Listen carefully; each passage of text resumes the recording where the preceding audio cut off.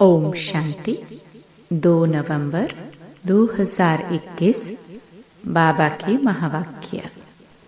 मीठे बच्चे, तुम्हें मनसा वाचा कर्मणा एक्यूरेट बनना है, क्योंकि तुम देवताओं से भी ऊंच ब्राह्मण छोटे हो।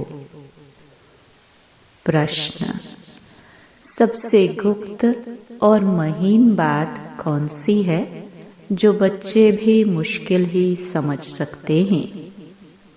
उत्तर: शिव बाबा और ब्रह्मा बाबा का भेद समझना। यह सबसे गुप्त और महीन बात है। इसमें कई बच्चे मूंझ जाते हैं। यह राज स्वयं बाप बतलाते हैं कि मैं सवेरे सवेरे इस तन द्वारा तुम बच्चों को पढ़ाता हूँ। बाकी ऐसे नहीं कि मैं कोई सारा दिन इन पर सवारी करता हूँ। ओम शांति। रूहानी बाप रूहानी बच्चों को समझाते हैं।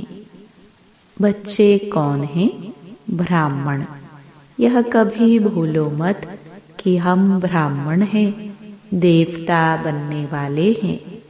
वर्णों को भी याद करना होता है। यहाँ तुम आपस में ब्राह्मण ही ब्राह्मण हो। ब्राह्मणों को बेहद का बाप पढ़ाते हैं। यह ब्रह्मा नहीं पढ़ाते हैं, शिव बाबा पढ़ाते हैं। ब्रह्मा द्वारा ब्राह्मणों को ही पढ़ाते हैं। शूद्र से ब्राह्मण बनने बिना देवता बन नहीं सकते। वर्षा तो शिव बाबा से मिलता है। शिव बाबा तो सभी का बाप है। इस ब्रह्मा को ग्रैंडफादर कहा जाता है। लौकिक बाप तो सबको होते ही है। पारलौकिक बाप को भक्ति मार्ग में याद करते हैं। अब तुम बच्चे समझते हो, यह अलौकिक बाप है जिसको कोई नहीं जानते हैं। भल ब्रह्मा का मंदिर है। यहाँ भी प्रजापिता आदि देव का मंदिर है। उनको महावीर भी कहते हैं, कोई दिलवाला भी कहते हैं, परंतु वास्तव में दिल लेने वाला है शिव बाबा, न कि ब्रह्मा। सभी आत्माओं को सदा सुखी करने वाला, खुशी देने वाला एक ही बाप है। यह तो सिर्फ तुम बच्चे ही जानते हो। दुनिया में तो मनुष्य कुछ भी नहीं जानते। हम ब्राह्मण ही शिव बाबा से वर्षा ले रहे हैं। तुम भी घड़ी घड़ी भूल जाते हो। याद है बड़ी सहज। योग अक्षर सन्यासियों ने रखा है। तुम तो बाप को याद करते हो।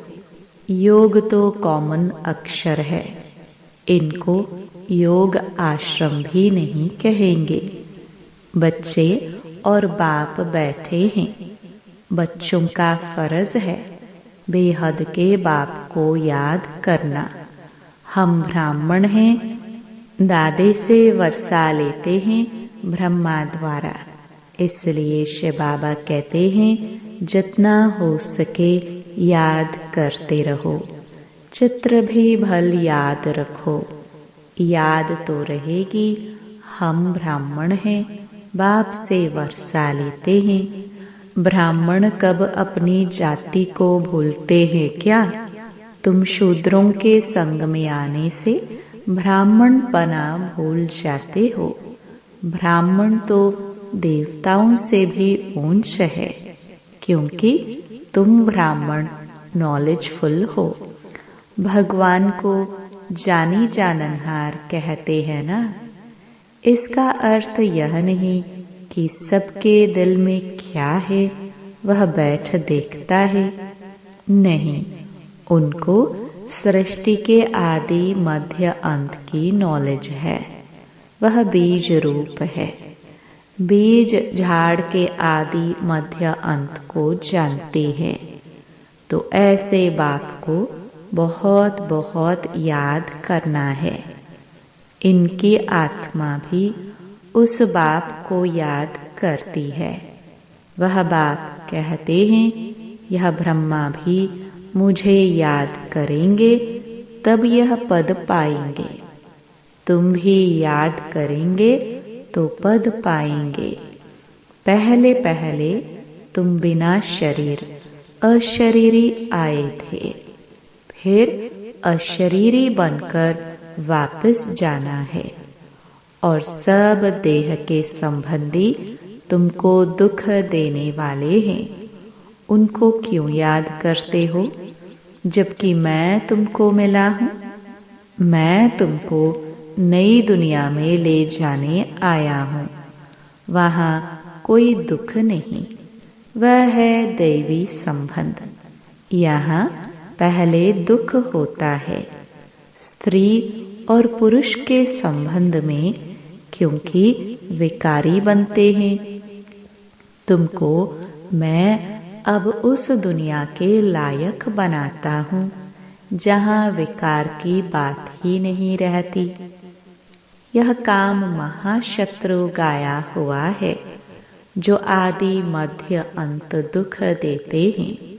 क्रोध के लिए ऐसे नहीं कहेंगे कि यह आदि मध्य अंत दुख देते हैं। नहीं, काम को जीतना है, वही आदि मध्य अंत दुख देते हैं, पतित बनाते हैं। पतित अक्षर विकार पर पड़ता है। इस दुश्मन पर जीत पानी है।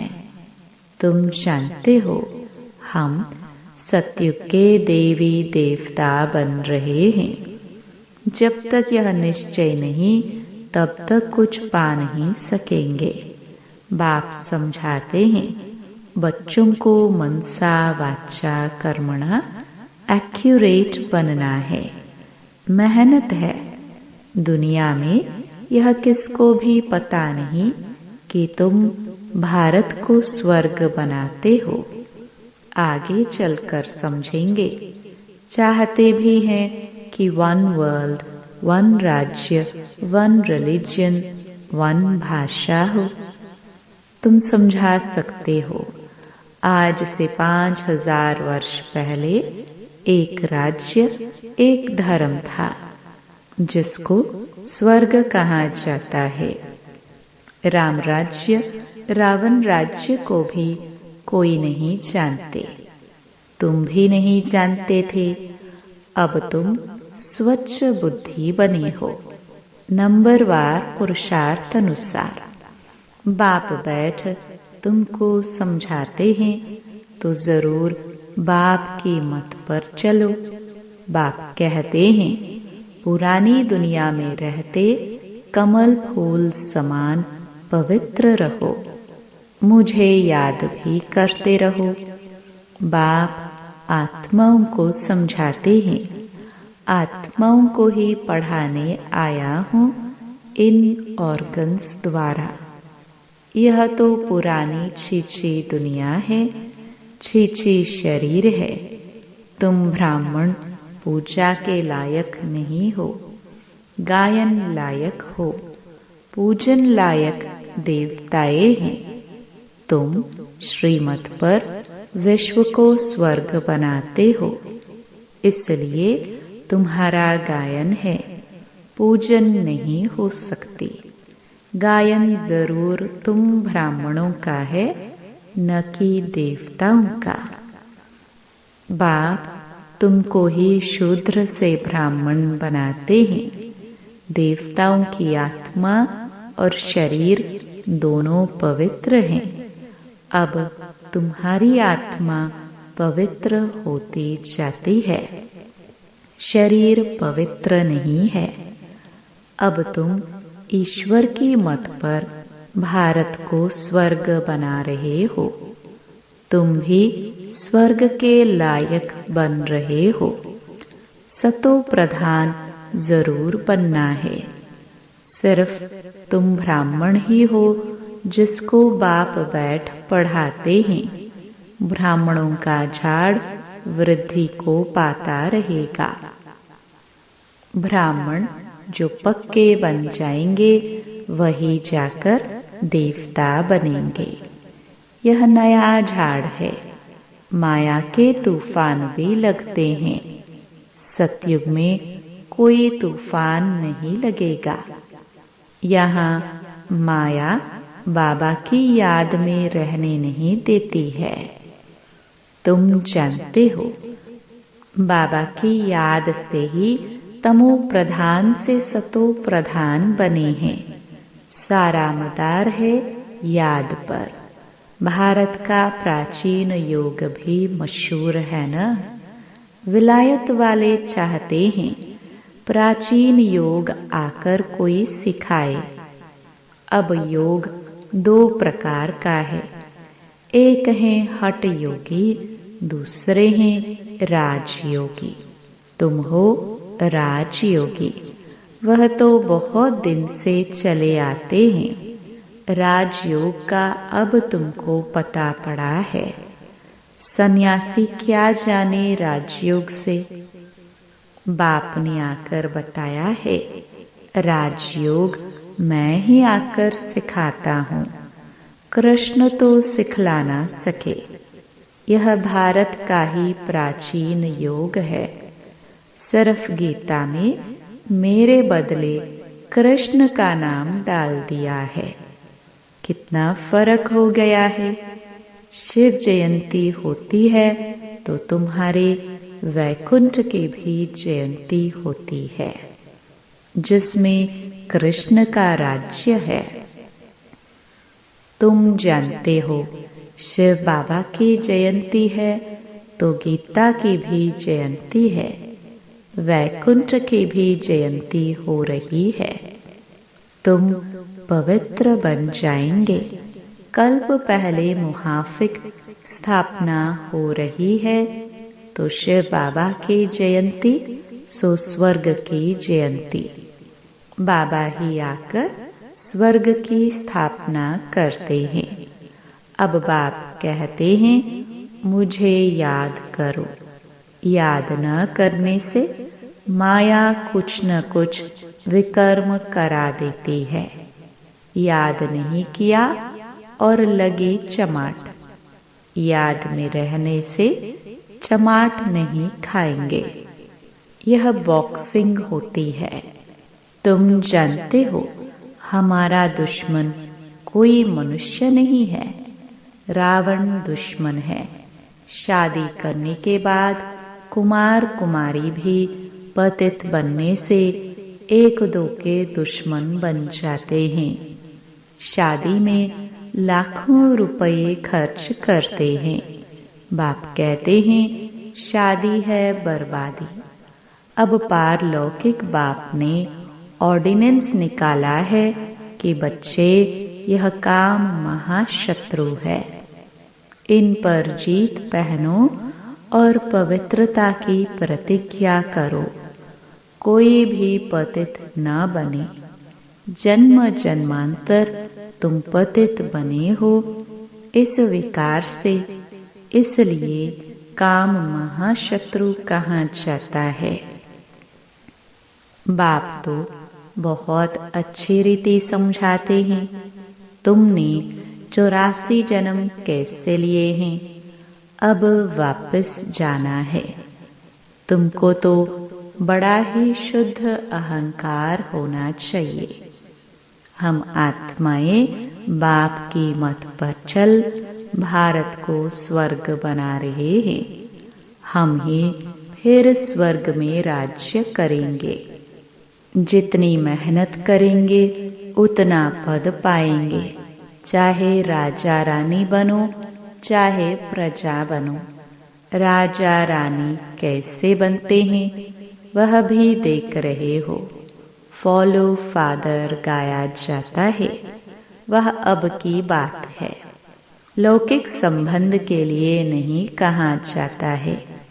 यह बाप मत देते हैं, मामेकम याद करो तो विकर्म विनाश होंगे। तुम समझते हो हम अच्छी मत पर चलते हैं, बहुतों की सेवा करते हैं।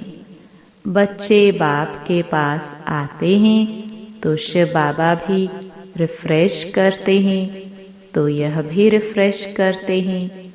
यह भी तो सीखते हैं ना। शिव बाबा कहते हैं मैं आता हूँ सवेरे को। अच्छा, फिर कोई मिलने आते हैं तो क्या यह ब्रह्मा नहीं समझाएंगे? ऐसे कहेंगे क्या कि बाबा आप आकर समझाओ, मैं नहीं समझाऊंगा। यह बड़ी गुप्त गुह्य बातें हैं ना। मैं तो सबसे अच्छा समझा सकता हूँ। तुम ऐसे क्यों समझते हो कि शिव बाबा ही समझाते हैं? यह नहीं समझाते होंगे। यह भी जानते हो कल्प पहले इसने समझाया है, तब तो यह पद पाया है। मम्मा भी समझाती थी ना, वह भी ऊंच पद पाती है। वहाँ बाबा को सूक्ष्म वतन में देखते हैं तो बच्चों को फॉलो करना है। सरेंडर होते भी गरीब है। साहूकार तो सरेंडर हो न सके। गरीब ही कहते हैं बाबा यह सब कुछ आपका है। शिव बाबा तो दाता है, वह कभी लेता नहीं। बच्चों को कहते हैं यह सब कुछ तुम्हारा है। अपने लिए महल यहाँ या वहाँ नहीं बनाता हूँ, तुमको ही स्वर्ग का मालिक बनाता हूँ। अब इन ज्ञान रत्नों से झोली भरनी है। मंदिर में जाकर कहते हैं झोली भर दो, परंतु किस प्रकार की, किस चीज की झोली भर दो? अब झोली भरने वाली तो लक्ष्मी है जो पैसा देती है। शिव के पास तो जाते नहीं। कृष्ण के लिए कहते हैं कि गीता सुनाई, परंतु कृष्ण के लिए नहीं कहते झोली भर दो। शंकर के पास जाकर कहते हैं, समझते हैं शिव और शंकर एक है। शंकर तो झोली खाली करने वाला है, हमारी झोली तो कोई खाली नहीं कर सकता। विनाश तो होना ही है।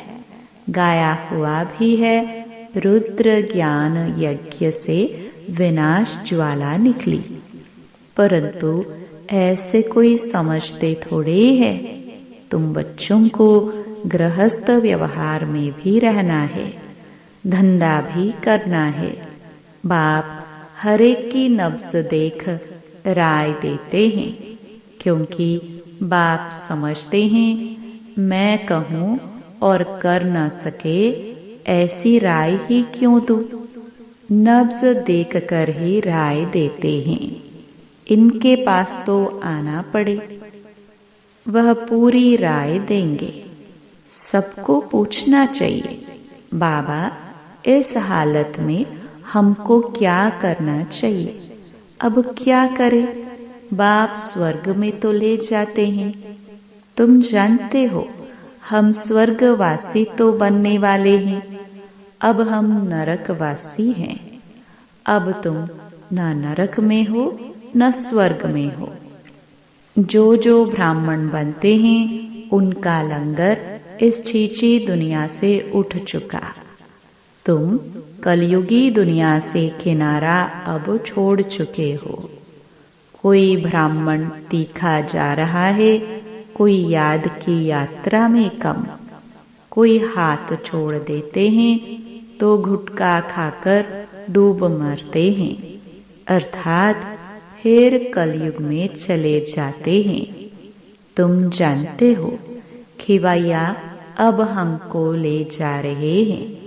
वह यात्रा तो अनेक प्रकार की है, तुम्हारी यात्रा एक ही है।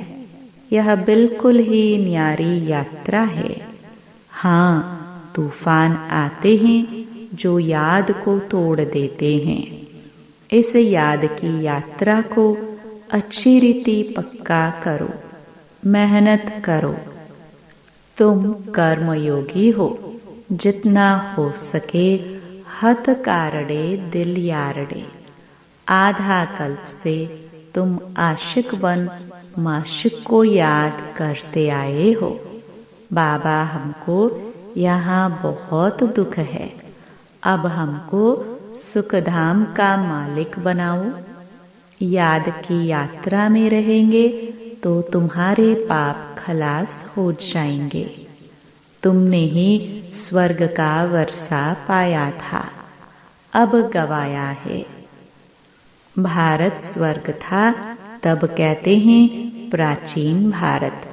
भारत को बहुत मान देते हैं, सबसे बड़ा भी है, सबसे पुराना भी है।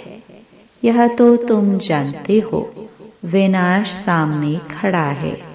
जो अच्छी रीति समझते हैं उन्हों के अंदर में बहुत खुशी रहती है। प्रदर्शनी में कितने आते हैं। अहमदाबाद में देखो कितने साधु संत आदि हर प्रकार के आए। कहते हैं तुम तो सत्य कहती हो, परंतु हमको बाप से वर्षा लेना है। यह थोड़े ही बुद्धि में बैठता है। यहाँ से बाहर निकले खलास। अभी तुम जानते हो कि बाप हमको स्वर्ग में ले जाते हैं। वहाँ न गर्भ जेल न वह जेल होगी। फिर कभी जेल का मोह देखने को नहीं मिलेगा। दोनों जेल नहीं रहेंगे। यहाँ यह सब है माया का पॉम्प। आजकल हर एक बात क्विक होती है। मौत भी क्विक होती रहती है। सतयुग में ऐसे कोई उपद्रव होते ही नहीं है। यहाँ मौत भी जल्दी तो दुख भी बहुत होंगे। सब खलास हो जाएंगे। सारी धरती नई हो जाएगी। सतयुग में देवी देवताओं की राजधानी थी, सो जरूर फिर होगी। आगे चल देखना क्या होता है। बहुत भयंकर सीन है। तुम बच्चों ने साक्षात्कार किया है। बच्चों के लिए मुख्य है याद की यात्रा। यह है चढ़ती कला की यात्रा। अच्छा, मीठे मीठे से खिलदे बच्चों प्रति माता पिता बाप दादा का याद प्यार और गुड मॉर्निंग। रूहानी बाप की रूहानी बच्चों को नमस्ते। धारणा के लिए मुख्य सार। पहला, सदा इसी स्मृति में रहना है कि हम ब्राह्मण हैं। हम ब्राह्मणों को ही भगवान पढ़ाते हैं। हम अभी ब्राह्मण सो देवता बन रहे हैं। दूसरा, ज्ञान रत्नों से अपनी झोली भरकर दान करना है। इस कलयुगी पतित दुनिया का किनारा छोड़ देना है। माया के तूफानों से डरना नहीं है। वरदान, पावरफुल स्थिति द्वारा रचना की सर्व आकर्षणों से दूर रहने वाले मास्टर रचयिता भव। जब मास्टर रचयिता मास्टर नॉलेजफुल की पावरफुल स्थिति व नशे में स्थित रहेंगे, तब रचना की सर्व आकर्षणों से परे रह सकेंगे। क्योंकि अभी रचना और भी भिन्न भिन्न रंग ढंग रूप रचेगी। इसलिए अभी बचपन की भूले, अलबेलेपन की भूले, आलस्य की भूले, बेपरवाही की भूलें जो रही हुई हैं, उन्हें भूलकर अपने पावरफुल शक्ति स्वरूप, शस्त्रधारी स्वरूप, सदा जागती ज्योति स्वरूप को प्रत्यक्ष करो। तब कहेंगे मास्टर रचयिता। स्लोगन: मन की स्थिति में ऐसा हार्ड बनो जो कोई भी परिस्थिति उसे पिघला ना दे। ओम शांति।